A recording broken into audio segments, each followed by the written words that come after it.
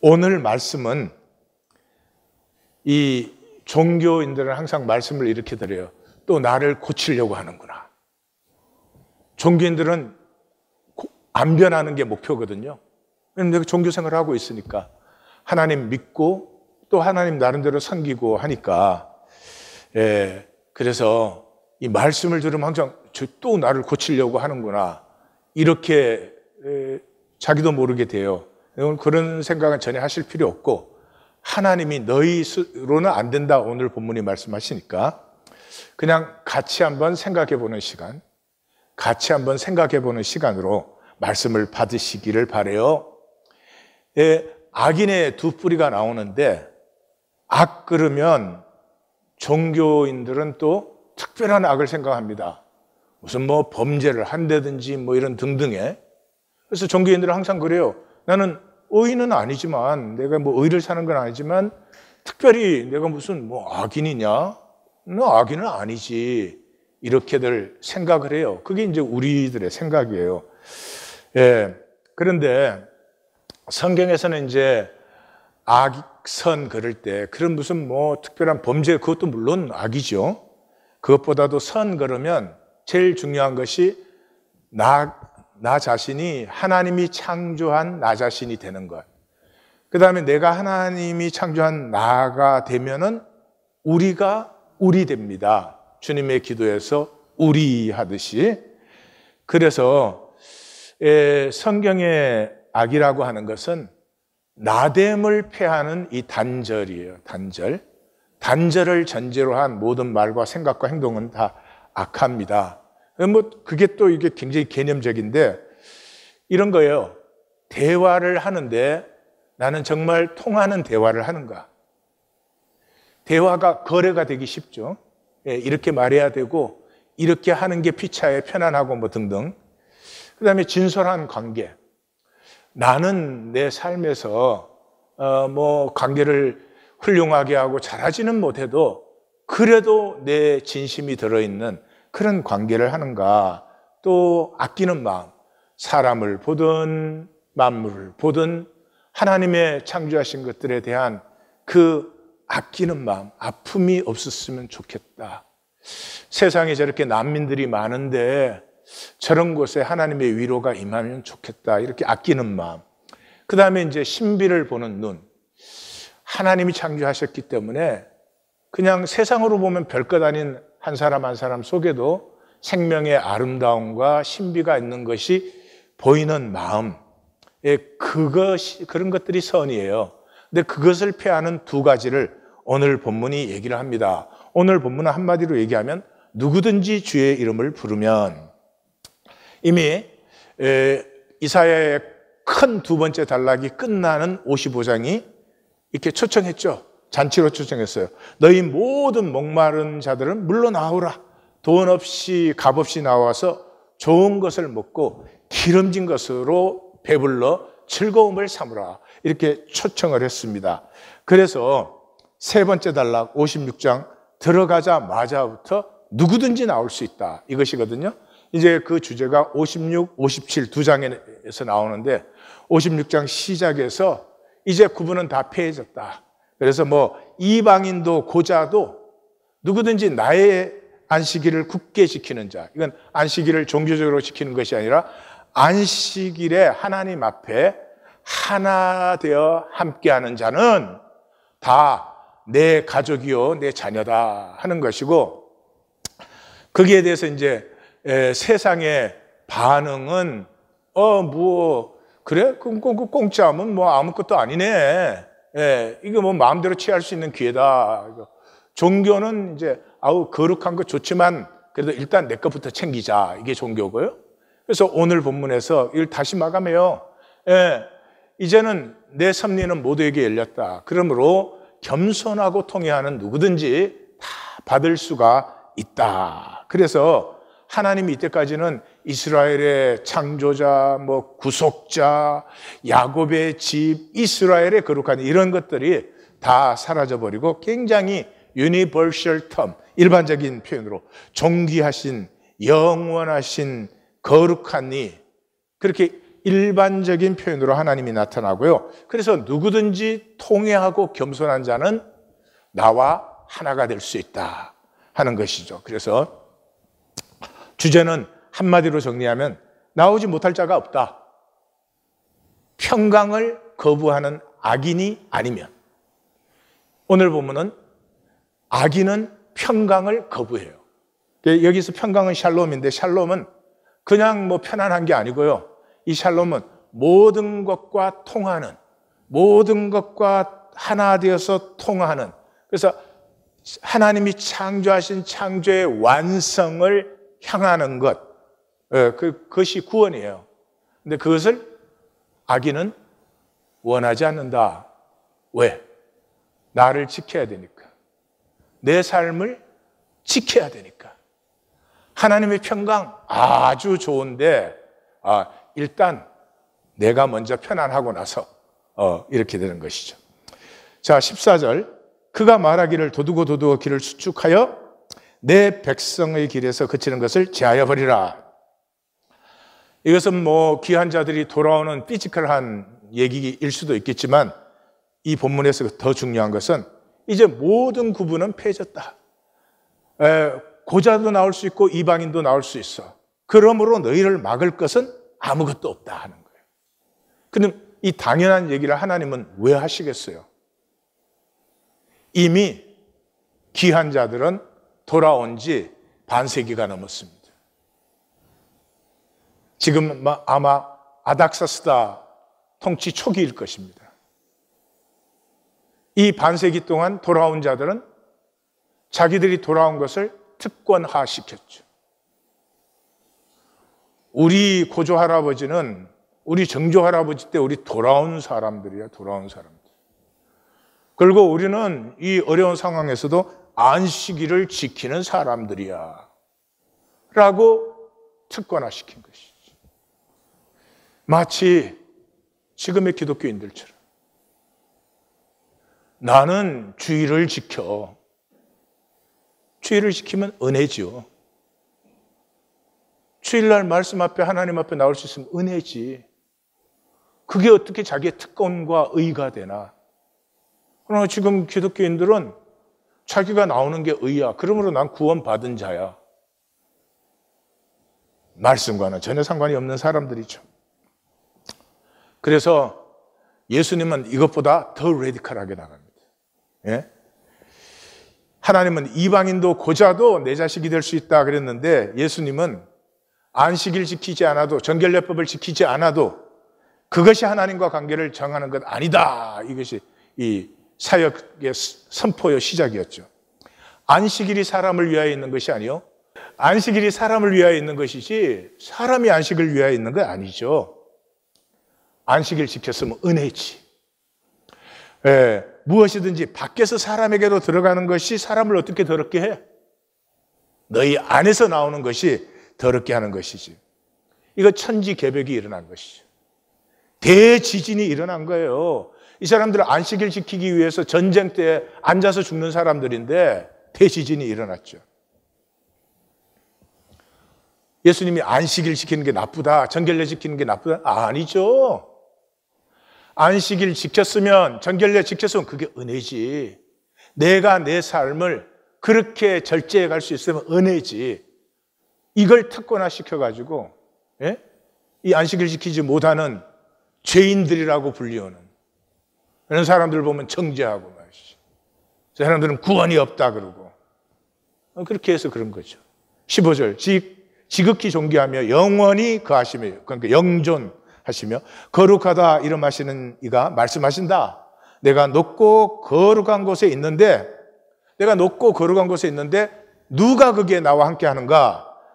이 통회하고 마음이 겸손한 자가 나와 함께 한다. 그러니까 아주 클리어하죠.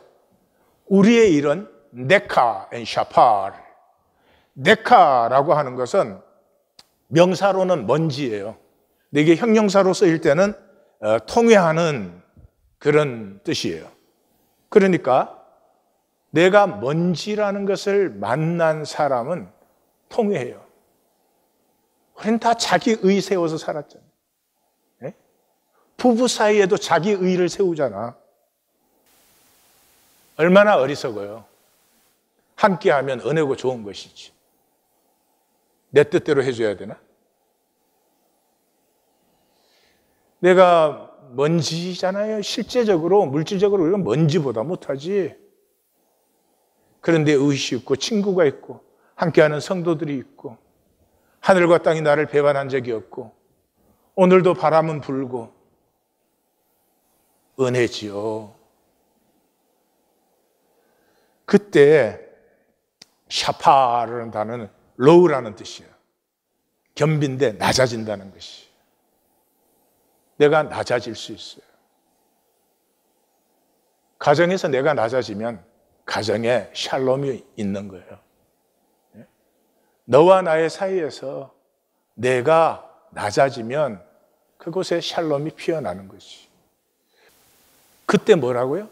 너희의 영이, 너희의 마음이 소생한다. 그러니까 정리해 보시면 은혜를 먼저 받아야 돼요. 통회라는 것은 내가 죄인이어서 내 죄와 악과 불순종이 아파서 절대로 통회하지 않아요. 아플수록 껍질을 두껍게 해요. 나 정당화를 강화시켜요. 은혜가 임해야 돼요.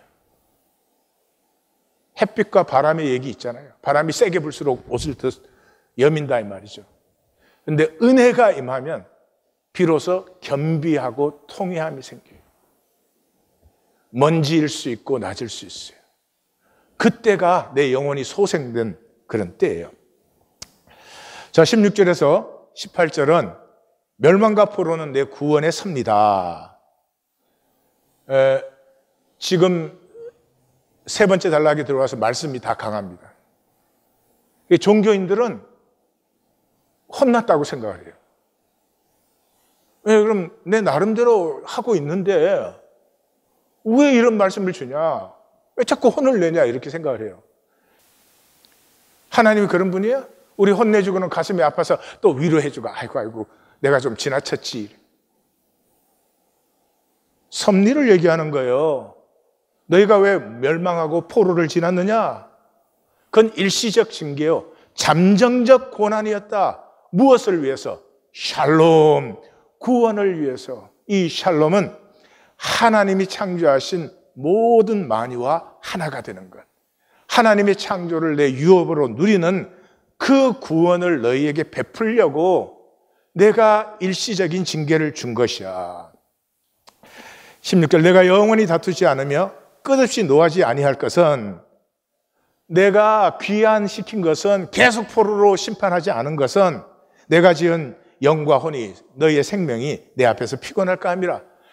거기에다가 사실은 좀 더 두었어야 되는데 그래도 돌아오게 한 것은 너희가 그 상황에 절망할까 봐, 그 상황 때문에 포기해 버릴까 봐, 그래서 내가 너희를 돌아오게 하였다. 그러니 그 상황 때문에 절망하지 말으라 하는 것이죠. 그런데 무엇이 이 은혜를, 하나님께서 지금 일시적인 징계도 은혜고 이렇게 강하게 말씀하시는 것도 은혜예요. 돌이키고 싶어서, 구원하고 싶어서 뿐만이 아니라 이 귀환하는 것도 회복하고 고치고 싶어서 그래서 하는 것이에요. 그런데 종교에는 그를 받지 않아요. 자기가 편한 선에서 딱 컨트롤 해가지고 그랬으니 자기가 했으니까 자기 의가 되어버리죠. 그래서 하나님의 은혜를 받지 못해요. 하나님이 그런 이유가 두 가지라는 거예요. 그의 탐심의 죄악으로 말미암아 아마 내가 노하여 그를 쳤고 내 얼굴을 가려 노하였으나 그래서 멸망시키고 포로로 갔지, 그러나 아직도 패역하여 자기 마음의 길로 걸어가는도다. 자기 패역하여 자기 마음대로 하는도다. 포로와 그 형벌의 기간이 지나도 탐심과 자기 마음대로 사는 거죠. 우리죠. 하나님 모르는 것도 아니고, 말씀을 모르는 것도 아니고, 하여튼 기독교 안에 들어와서 주여 주여 부르지만 사실은 아니에요. 내 욕심과 내 마음대로 살지 하나님이 나를 주관하신 적이 과연 있을까요? 자, 여기에 대한 하나님의 이 반응이 기가 막힙니다. 내가 그의 길을 보았은즉 그를 고쳐줄 것이라. 그를 인도하며 그와 그를 슬퍼하는 자들을 위로를 회복하리라. 너희는 안 되는구나. 포로로 보내도 안 되고 포로에서 돌아와도 안 되는구나. 그러니 너희는 이제 내가 버린다. 이래야 되는 거잖아요. 근데 바로 그 순간에 그런즉 내가 고칠 것이며 내가 인도할 것이며 그 슬픔을 다 위로하여 회복하리라. 다시 말해서 지금 하나님 딱 한마디 하는 거예요. 귀한까지 해가지고도 그 안식일 지키는 거, 솔직히 말해서 가치가 하나도 없는 주일 성수, 마음의 깨어짐이 없는, 중심의 진실이 없는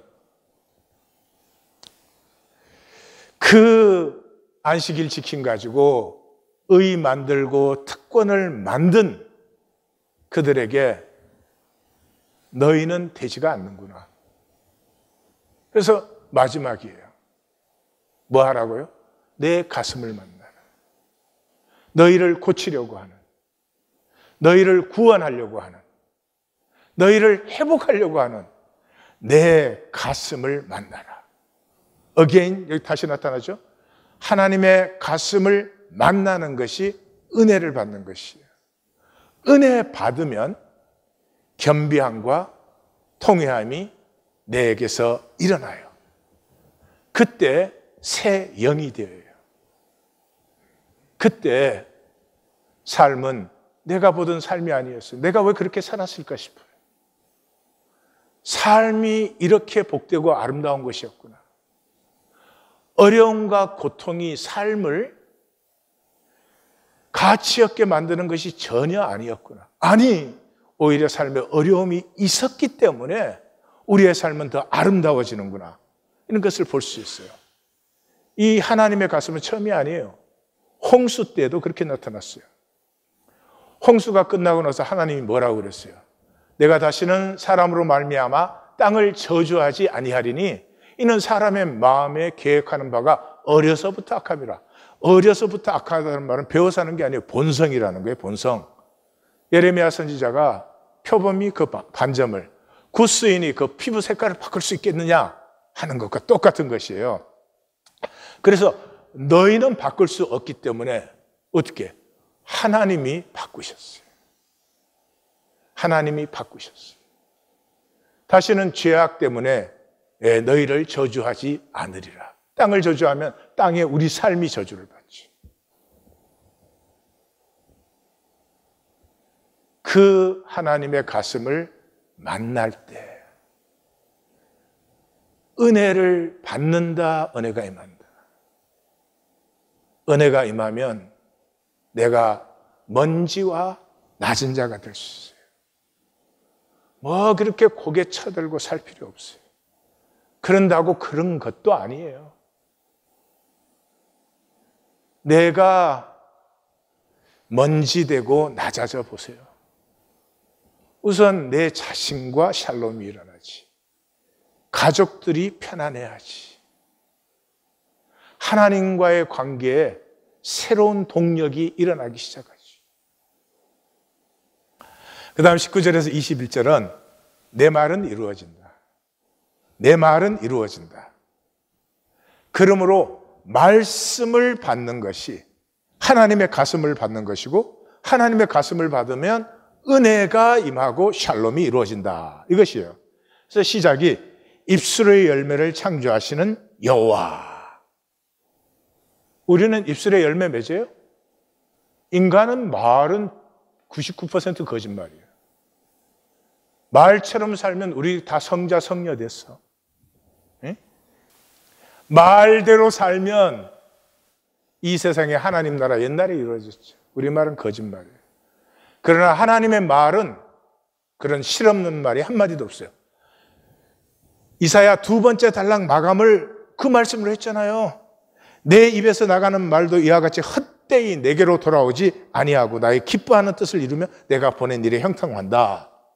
그러니 입술의 열매를 창조하시는 여호와께서 far off and near, 이제는 먼 데 있든지 가까이 있든지 누구에게든지 평강이 있으리라, 평강이 있으리라 반복했죠. 누구든지 내 은혜를 받아 구원을 받는다. 그리고 내가 그를 고친다. 내 말은 반드시 이루어지고 모두에게 활짝 열렸다. 이거 얼마나 좋은 거죠. 근데 20절 보세요. 그러나 아기는 샤케트, 우리는 평온함이라고 그러는데 쉼, 샤케트가 없고 그 물이 진흙 같고 더러움을 토해내는 요동하는 바닷물 같아. 건동이나 어디나 사람은 이 생명의 70%가 물이에요. 그래서 사람을 물로 많이 표현을 했습니다. 그래서 그 물이 잔잔할 때는 생명이에요. 그러잖아요. 그 당시에는 갈릴리 바다 조그만한 호수에서도 그 바람이 일면은 그냥 죽는 거예요. 그 조그만한 호수가 작아서 그런지 몰라요. 더 뒤집어져요. 하물며 그 지중해 같은 데는 말할 수가 없죠. 그러니까 바다가 요동하면은 생명이 아니라 파멸이 오는 것이죠. 그러니까 아기는 샤케트는 쉼이거든요. 쉼이 없어요. 그 진흙과 더러움을 토해내는 요동하는 물이니 죽음과 이 요동밖에는 영원히 쉼이 없는 거죠. 영원히. 예수님은 이것을 뭐 바깥 우동에서 슬피 울며 이를 간다. 그게 평강이 없다는 말이잖아요. 아기는 no shaket. 샤케트는 현상이죠. 쉬는 것이. 왜냐 그러면 no shabbat.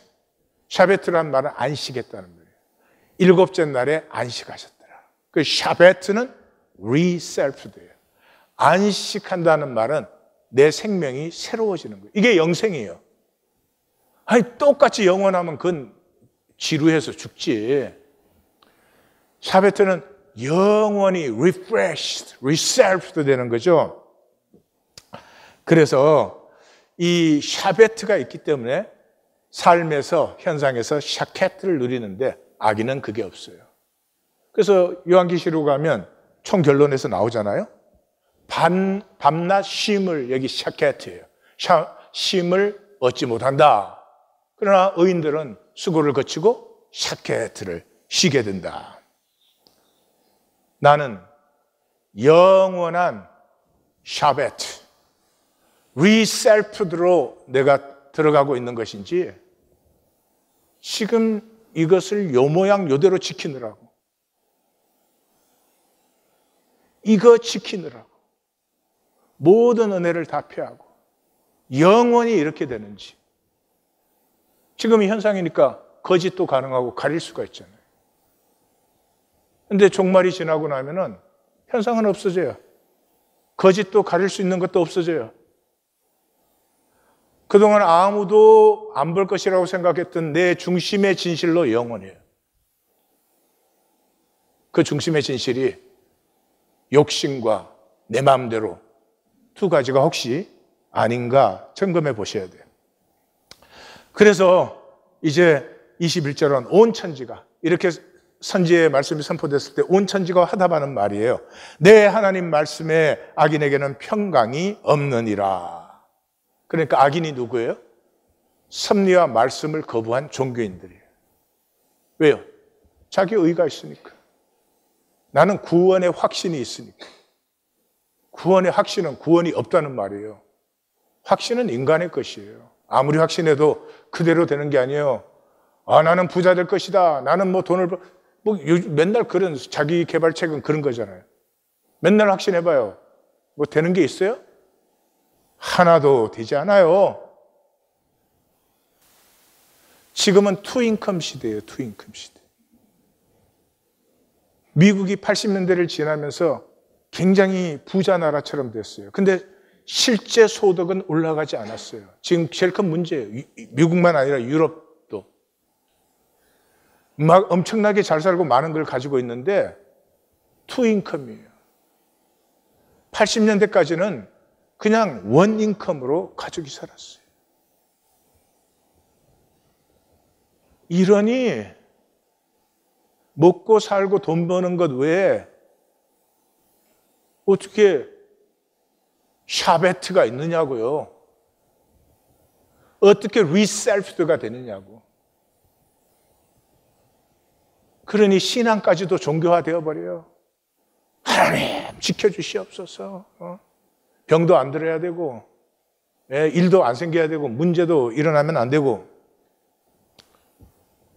그들에게는 평강이 없느니라. 이게 48장에서 이미 하나님께서 선포한 거죠. 48장은 이제 포로기 끝내고 이제 하나님께서 자유를 허락하신다, 세일을 나타내신다 그런 장이잖아요. 그걸 다 선포하신 후에 결론이 오늘이랑 똑같아요. 여호와께서 말씀하시되 악인에게는 평강이 없다.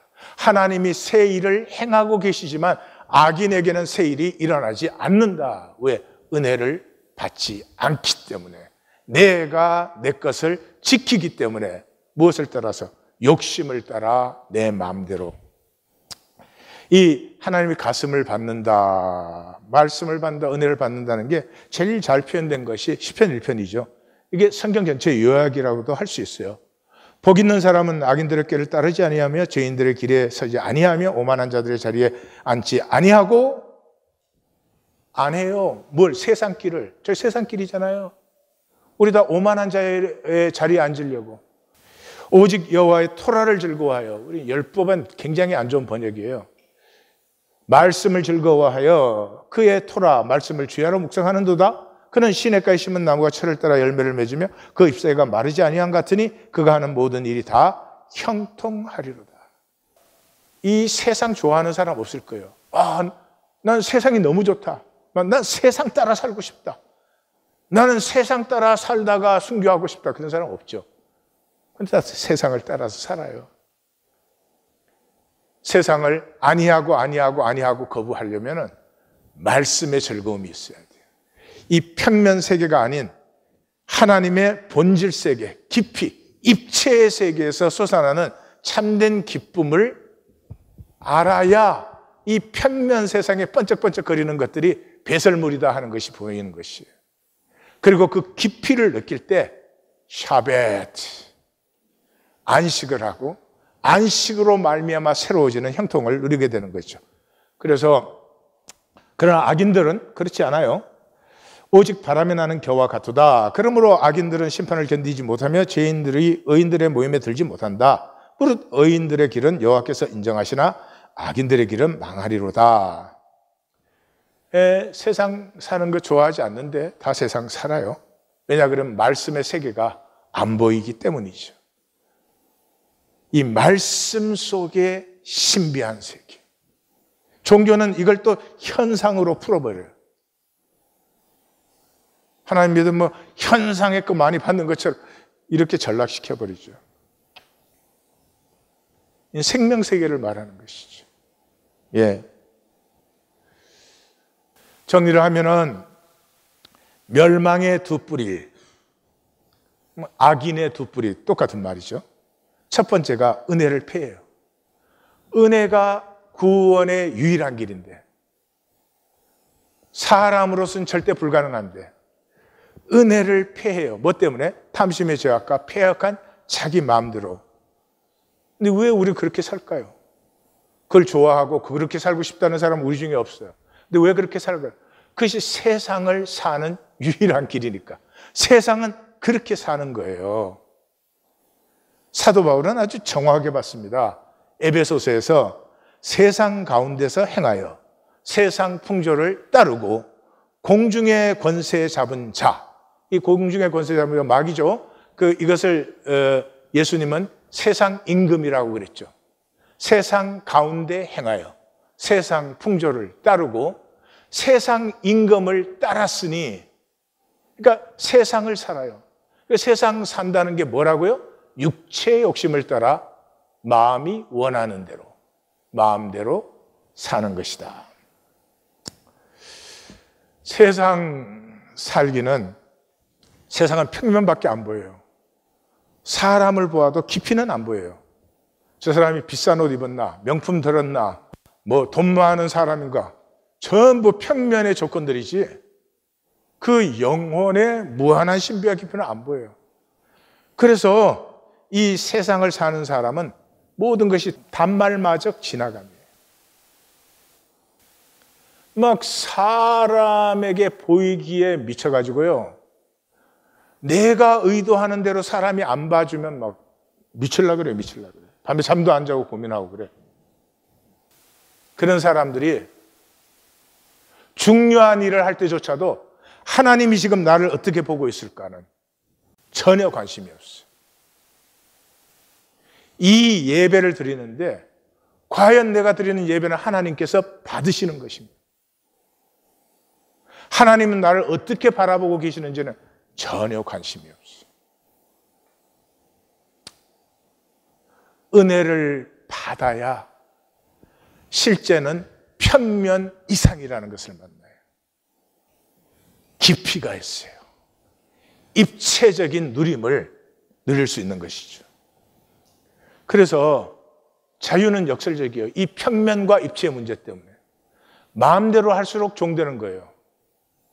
마음대로 게을러봐. 뭐 마음대로 마약하면 뭐 또 딱 똑같은 얘기지. 그렇지만 절제할수록 자유해져요. 음식도 절제할수록 몸도 가벼워지고 촉구도 잘 돼. 은혜를 피하는 종교인이 어떻게 은혜를 피하는지 아세요? 말씀은 내 이해로 스쳐 지나가요. 그럼 중심이 불신이에요. 말씀은 옳지만 어떻게 그렇게 사나? 맞는 말이에요. 절대로 안 보이죠. 자기가 지금 지키고 있는 그 세 개밖에 안 보이니까 옳은 말, 분명히 옳은 말씀이잖아. 그걸 누가 어떻게 그렇게 사나 이렇게. 그러니까 내로 이렇게 스쳐 지내보내야지. 안 그러면 살 수가 없죠. 하나님의 말씀은요, 가슴에 부딪혀 깨어지게 하는 거예요. 종교는 말씀을 자꾸 가르쳐요. 가르치니까 배우죠. 평생을 배워. 그래서 아무것도 몰라. 하나님의 말씀은 가르치는 말씀이 아니에요. 가슴을 쪼개는 말씀이에요. 그래서 러닝이 아니고 언러닝. 내가 내 마음대로 알았던 모든 것이 다 깨어져 버려요.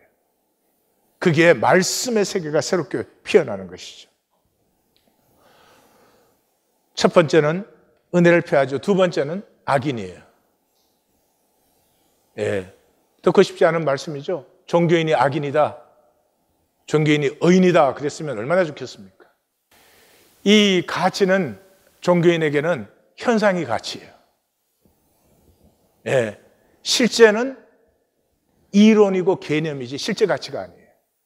왜냐 그러면 말씀의 세계는 하나님의 창조의 그 모든 우주와 그 우주 속에 들어있는 모든 신비를 품고 있어요. 어마어마하게 큰 스케일입니다. 이 스케일을 만날 때 나는 먼지구나, 먼지. 나는 정말 있어도 없어도 상관이 없는 존재인지도 모른다. 그런 나에게 하나님께서 가족을 주시고 친구를 주시고 함께할 성도를 주시고 대화할 수 있게 하시고 오늘도 변함없이 새 하늘과 새 땅을 주시고 바람이 불어오고 그 스케일을 만날 때 은혜를 받는 거예요. 구원은 불가능해요. 예수님이 불가능하다고 그랬잖아요. 사람으로는. 그래서 불가능하기 때문에 죄인이면 반드시 받아요. 죄인이면 반드시 받는다고요. 네카, 먼지, 샤파르. 내가 먼지요 낮은 자요. 죄인이란 말은 내가 가치가 없다는 뜻이에요. 예수님은 자기 그 사역에 자기 사역의 중심을 선포하셨죠. 2번 선포하셨어요. 갈릴리 사역에서. 똑같은 중심이에요. 호세아 6장 6절을 인용하신 말씀인데 들어보세요. 내가 긍휼을 원하고 제사를 원하지 않는다. 나는 긍휼을 원하고 종교 원하지 않는다. 하신 뜻이 무엇인지 배우라. 나는 의인을, 종교인을 부르러 온 것이 아니요 구원의 확신을 가진 자. 그 당시 이 바리새인들, 사두개인들, 서기관들은 자기들은 모든 종교의 법을 지키면서 먹고 사는데 법 못 지키는 사람들을 다 죄인이라고 불렀어요. 그 사람을 위해서 하나님 온 게 아니고요. 하나님 그러면 두렵고 떨려야 돼요. 어떻게 우리가 하나님을 감히 부를 수가 있어요? 그런데 종교인이라는 이유로 자기는 구원받았고 확신 있고 뭐 어쩌고 저쩌고 를 부르고 온 것이 아니고 죄인을 부르러 왔다. 죄인의 대표로 누굴 소개했어요? 성전에 올라간 세리. 감히 가까이도 못 가고 멀찌감치 서서 감히 하늘을 우러러보지 못하고 고개를 숙인 채로 가슴을 치면서 Have mercy on me. I'm a sinner. 긍휼을 베풀어 주시옵소서. 나는 아무런 가치가 없는 악한 자입니다. 그 사람이 구원받았다. 예수님 그랬지. 그러니까 의인은 구원이 필요치 않아요. 종교인은 구원 필요치 않아요. 구원을 가치라고 느끼십니까? 아마 돈 100불 잃어버리면 막 찾을 거예요. 근데 하루 종일 내가 하나님의 구원을 받은 자라는 의식이 있느냐 이 말이에요.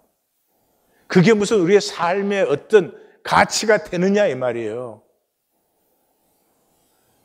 그래서 죽고 나서 지옥만 안 갔으면 좋겠어요. 구원이 내 삶의 가치가 아니라는 말은 나는 구원을 필요로 하는 사람이 아니죠. I need something else. 딴 것이 필요하죠. 분명히 돈이겠죠. 뭐. 그런데 죄인에게는 반드시 주십니다. 왜냐하면 그럼 자기로서는 불가능하기 때문에 하나님께서 주시는 것이죠. 자, 이 말씀의 설명은 이 정도면 충분한 것 같아요. 정말로 우리가 생각해 보아야 될 것이 있는데 이 악인, 아무도 악인이 되기를 원하지 않아요. 그런데 거의가 다 악인으로 살아요. 왜냐 그러면 우리의 에고로 하는 신앙생활을 종교생활이죠. Never identify as 죄인. 나를 죄인이라고 절대 생각하지 않아요. 내가 부족하지. 내가 잘못하는 게 많지. 내가 하나님 앞에 거짓되지. 그치만 나는 악인은 아니야. 그럼 뭐야 도대체? 의인도 아니고 악인도 아니고 그런 건 세상에 없어요. 우리가 잘 아는 영화 글라디에이터를 리들리 스캇이 감독한 것인데 코모두스가 자기 아버지를 죽인 이유는 그 총사령관인 막시무스를 황제로 승계시키려고 하니까 여기에서 벌써 이건 사실이 아니고 픽션이다 하는 거 알겠죠? 그래서 이제 황제가 되어서 막시무스가 그 가족을 다 죽이고 막시무스는 노예가 돼가지고 이제 검투사가 됐어요. 검투사가 돼서 맨날 이기기 때문에 아주 영웅이 되었어요. 그런데 이제 코모두스가 그 검투사가 이 막시무스라는 걸 알았어요. 얘를 죽여야 되는데 죽이라고 명령을 내리면 민중과 원로원이 반발을 하기 때문에 못 죽이니까 비겁하게 격투로 이제 죽이려고 해요. 그래서 잡아왔으니까 그 격투하기 전날 칼로 옆구리를 찔러요. 그래서 묶여서 서가지고 밤새도록 피를 흘리고 그 다음날 이제 격투를 하게 되었어요. 보시기 바래요.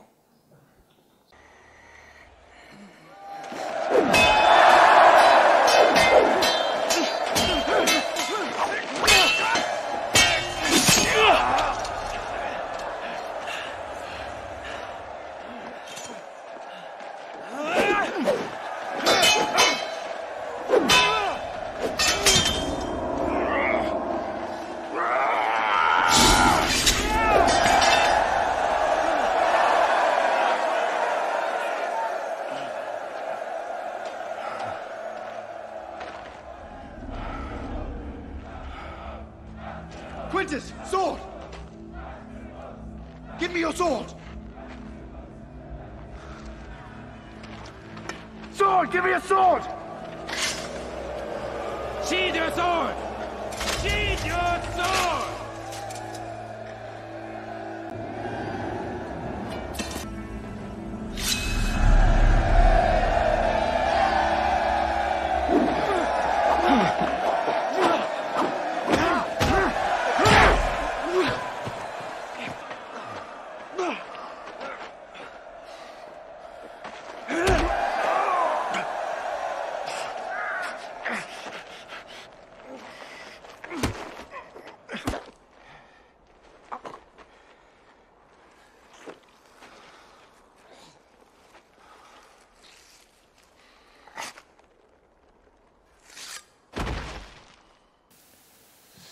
영화에서는 이겨요. 그러나 실제로는 현상에서는 의가 이기지 못해요. 왜냐 그러면 현상에서 열매 맺는 의는 가짜예요. 의를 살면 현상에서 열매가 딱 나타나면 그 이익을 위해서 의를 행할 사람들이 훨씬 많아질 거예요. 그러나 그건 가짜죠. 그래서 의를 사는 사람은 반드시 이 현상계를 마친 후에 영원한 의를 바라보는 거예요. 그게 히브리서 11장이잖아요. 그래서 영화는 저렇게 신나지만은 실제 삶에서는 그렇지 않아요. 그래서 의를 사는 것은 어렵습니다. 그래서 탐심의 죄악과 패역한 마음대로 사는 것이에요. 우리 한국 사람들이 제일 싫어하는 두 사람이 원균과 이완용일 거예요. 원균이는 그 아버지가 부정해가지고 묵과에 급제했어요. 근데 나중에 그 아버지의 부정부패가 탄로나는 중에 하나가 이 과거도 부정했다는 것을 발견해가지고 그 과거가 급제가 취소돼요. 그리고 그 다음에 3번을 계속 과거에 봤지만 다 낙방했어요. 그래서 할 수 없이 여진족이 소란을 떨 때 그 여진족 소탕전에 참여했다가 공을 세워가지고 조산보라고 하는 곳은 지금 나선 지역이에요. 낮은 선봉 지역인데 거기에 만호가 돼요. 만호가 되고 그 후임이 또 이순신 장군이 거기 만호가 되는데 그래서 이제 임진왜란 때 이순신 장군과 그렇게 얽혀들게 되는데 전쟁 발발하고 그 다음에 이제 옥포해전에서 모습을 먼저 보겠습니다. 이것은 역사 기록을 보는 것이에요. 당시 경상도 병영들은 급박한 상황에서도 어떻게 해서든 병력을 소집시켰고 직접적인 타격을 받은 경상 좌수영 역시 위기 속에서도 수천 명의 병력을 소집했다. 적과 교전조차 하지 않았던 원균의 경상 우수영 역시 소집에 응하여 병력이 집결했지만 원균은 집결한 병력을 관리하지도 않았고 우후에게 시켜 병력을 지키게 한 뒤 백천사로 달려가 상황을 관망했는데 우리 어선을 보고 적선으로 판단해 지레 겁을 먹고선 군영을 모두 불태우고 도주했다. 병영에 남아있던 우후는 원균의 도주 소식을 듣고 성 내의 노인과 아이들에게 이곳을 벗어나라고 독촉하니 깔려 죽는 이가 많았고 온 섬의 장졸들이 소문만을 듣고 모두 흩어져 경상 우수영은 순식간에 붕괴되었다. 이윤용이 가장 선두에서 치고 나가며 옥포해전이 시작되었고 연합함대의 주 전력인 전라 좌수영의 함선을 이끄는 이순신의 지휘 아래 전투가 진행되었다. 원균은 공적에 급급하여 물에 떠다니는 왜군의 수급을 베는 일에 집착하였고 민간인을 학살하고 목을 베어 외적의 수급으로 위장했으며 전라 좌수영에서 납포한 외선을 빼앗기 위해 아군에게 활을 쏘아 2명을 부상 입혔다. 이번에는 원균이 또 자기가 쓴 원균 행장기라고 있어요. 읽어보면 거의 정신병자 수준이에요. 이긴 거는 전부 자기 때문에 이겼고 진 거는 전부 이순신 때문에 지고 뭐 그런 거예요. 한번 보세요. 이 와중에 이순신 놈이 어깨에 종탄이 박혔다. 허나 놈은 부활을 시켜 그 자리에서 살을 도려내 총탄을 파내더니 아무렇지도 않은 듯 외적의 잔당을 추격하기 위해 함선을 이끌며 앞장섰다. 힘 한 번 안 들이고 이순신을 수사해서 끌어내릴 좋은 기회였건만 참으로 귀신 같은 놈이었다. 때마침 외 수군장 와키자카 야스하루의 대함대가 견내량에 들어갔다는 첩보를 입수했다. 견내량은 우리 거선들이 싸우기에 불리하여 이순신이 한산도 앞바다로 적들을 유인해왔고 난 이때를 노려 적의 후미를 기습하여 추격하니 외적들은 혼비백산하여 나를 피해 도주하였다. 나를 필두로 바다에서 우리 연합함대는 눈부시게 연전 연승을 하며 적을 압도하였고 부산포에서 우리의 일방적인 공격에 학살당한 외적들은 우릴 마주하면 도망치기 바빴다. 이제 이순신 장군이 삼도 수군 통제사라는 처음으로 있는 직책에 처음 총사령관으로 이제 임명되게 됩니다. 이걸 또 원균이 모함하고 그래요. 보십시오. 이건 또 역사예요. 국운이 꺾이고 전 국토가 유린당하는 절체절명의 순간 조선 수군은 상승무패하며 바다 위의 외적들을 압도하였다. 모든 해상작전을 지휘한 전라 좌수사 이순신은 초대 삼도 수군 통제사에 임명되어 하삼도의 모든 수군을 통솔하며 왜군의 해상활동을 철저히 봉쇄하였다. 경상 우수사 원균 역시 이순신의 완벽한 지휘와 전략 속에서 적을 소탕하는 데 일조하긴 했으나 논공행상에서 이순신에게 밀리고 삼도 수군 통제사의 등장으로 지휘권마저 빼앗기자 크게 반발하며 더욱더 이순신을 모함했다. 전란 속에서 백성을 살피지 않고 파천했던 선조 역시 난이 진정된 후 도성으로 돌아와 보니 이순신의 위협과 명성은 자신을 뛰어넘어 온 백성의 신임을 얻고 하늘을 찌를 듯하니 옹졸한 질투심에 눈이 멀어 변변찮은 원균을 비호하고 이순신을 견제하기 위해 미친듯이 원균을 죽여 세웠다.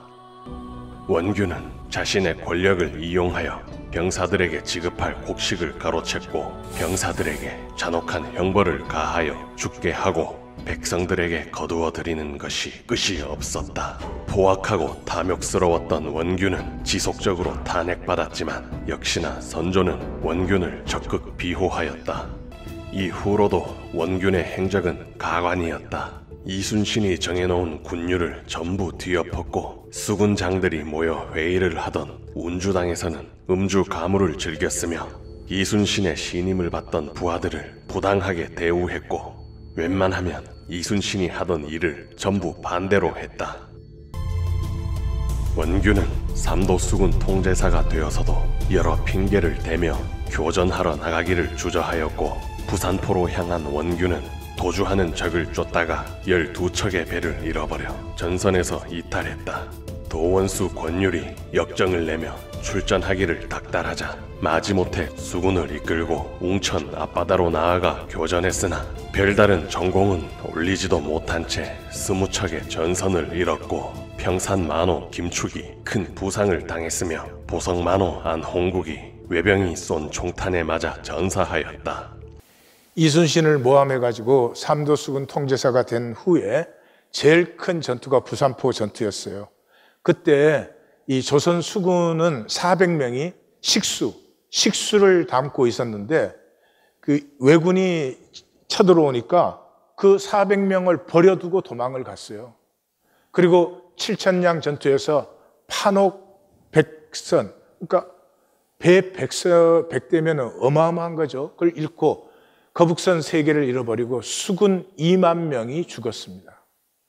그때 경상 우수사 배설이 12척을 보존하지 않았으면 전쟁 끝났을 거예요. 그래도 그것 때문에 나중에 옥에서 풀려난 이순신 장군이 유명한 말 했죠. 신에게 12척의 배가 있사오니 그 12척의 배로 노량해전에서 왜군의 300척을 물리쳤지요. 이 얘기 나누는 이유는 그렇습니다. 성도님들, 오늘은 그냥 솔직한 마음으로 생각만 해보십시다. 우리는 원하지 않는 악인으로 살고 있어요. 종교인이에요. 말은 선과 의를 얘기하는데 삶에는 선과 의가 없어요. 솔직히 말해서 황제가 될 수 있다면 우리는 코모두스보다 더했을 거예요. 우리는 원균보다 더 이익을 챙기지 진실이 중요하지 않습니다. 그렇지 않습니까? 사도 바울은 이것이 인간 본성이라고 얘기합니다. 내가 행하는 것을 내가 알지 못하노니 곧 내가 원하는 것은 행하지 아니하고 미워하는 것을 행한다. 내 속 내 육신 안에 선한 것이 거하지 아니하는 줄을 아노니 원함은 내게 있으나 선을 행하는 것은 없도다. 이까지 가야 돼요. 그런데 종교인들은 원함은 있기 때문에 다른 사람은 아니지만 나는 괜찮아 이래요. 다른 사람이 원함만 있고 행동이 없으면 판단정지예요. 그런데 나는 원함이 있고 행함이 없어도 괜찮은 것처럼, 이것이 종교인이에요. 내가 원하는 바 선은 행하지 아니하고 도리어 원하지 않는 바 악을 행하는도다. 이것이 현재 우리입니다. 어떻게 할 것입니까? 분명히 돌이킬 수 있습니다. 하나님, 우리에게 하나님의 형상을 주셨기 때문에 인간의 뜻보다 강한 것은 우주에 없습니다. 아무것도 아닌 사람도 자식을 위해서는 목숨을 내어주잖아요. 인간이 뜻을 세운 것을 세상은 감당할 수가 없습니다. 그런데 평생을 안 돌이킵니다. 머리로 말씀 이해만 하지 삶을 안 돌이켜요. 왜요? 탐심의 죄악과 패역한 자기 마음대로 때문에. 이 핵심이 무엇입니까? 고통입니다. 고통. 하나님께서 우리를 육신 속에 담아주셨기 때문에 이 육신은 고통을 피할 수가 없습니다.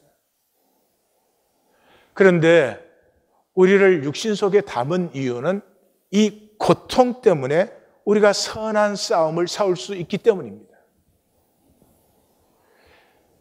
모든 일이 편하고 문제가 없어서 잘 되는 게 절대로 아니고요.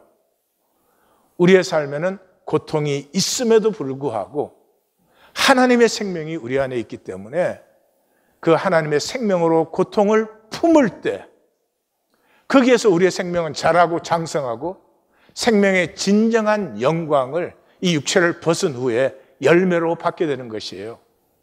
그래서 고통은 품는 것입니다. 그게 십자가 아닙니까? 이것은 하나님을 경외할 때만 가능한 것이. 하나님을 경외한다는 것은 지금 현상의 어떤 고통과 어려움이 온다고 할지라도 내가 하나님을 순종하면, 하나님을 신뢰하면 이 모든 것은 합력하여 선을, 평면 세계에서 고통과 모순이 이 본질 세계, 이 입체 세계에서는 더 영광스럽고 아름다운 것으로. 그것이 부활신앙이죠. 육신을 가지고 이 땅에 살지만 죽음까지도 넘어선 실제를 사는 것. 예수님이 죽었다가 깜빡 깨어났다가 아니고, 육체를 가지고 현상을 삶에도 불구하고 하나님을 신뢰하여 상황을 넘어서는 신앙이 부활신앙인 것입니다. 이 핵심이 하나님을 경외함입니다. 그런데 종교인에게는 경외함이 없습니다. 하나님을 이용해서 내가 복받고 편안하고 심지어 하나님을 이용해서 구원받고 싶고 하나님을 내 인격의 좋은 파트너로, 이 연약한 인간의 마음이지만 내 마음이 하나님의 마음과 얼라인 된다면, 내 마음은 바람에 나는 겨와 같음에도 불구하고 내 마음이 하나님의 마음에 붙들림만 받는다면 하나님이 내게 주신 그 생명의 가능성들이 피어날 것인데. 그래서 성경은 몇 계절만 했지만은 경외심을 굉장히 강조하죠. 여호와를 경외하는 것이 지혜의 근본이요 거룩한 자를 아는 것이 명철이다. 너희 성도들아 여호와를 경외하라. 그런 부족함이 없다. 젊은 사자는 궁핍하여 줄일지라도 여호와를 찾는 자에게는 모든 좋은 토부한 것에 부족함이 없다. 예수님은 이것을 지상의 마지막 기도로 주님께 드렸죠. 아빠 아버지여, 아버지께는 모든 것이 가능하오니 이 잔을 내게서 옮기시옵소서. 그러나 나의 원대로 마옵시고 아버지의 원대로 하옵소서.